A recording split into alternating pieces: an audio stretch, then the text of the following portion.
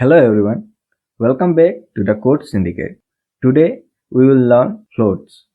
If you can recall my video of declaring integer, I briefly give you an idea of how the integers, both signed and unsigned types, are stored in the memory.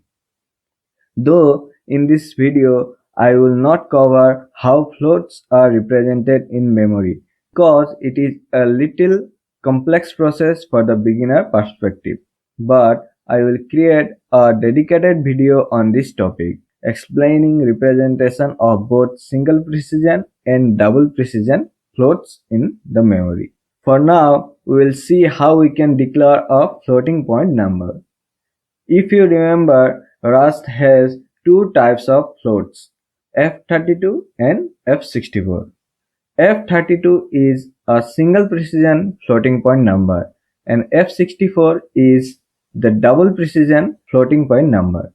If you are worried about the single and double precision floating point number, it is basically mean that double precision data type will store more data as the memory size allocated to it is double in comparison to single precision data type.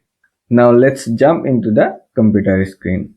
To declare F32 type of float, we write let num colon F32 equal, let's say 52 point.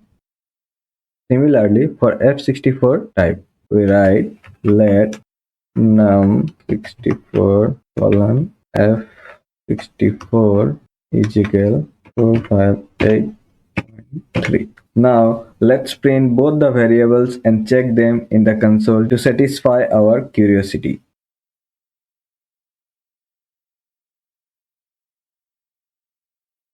Unlike integers, both the type of floats can store both positive and negative values. Let's try adding negative numbers.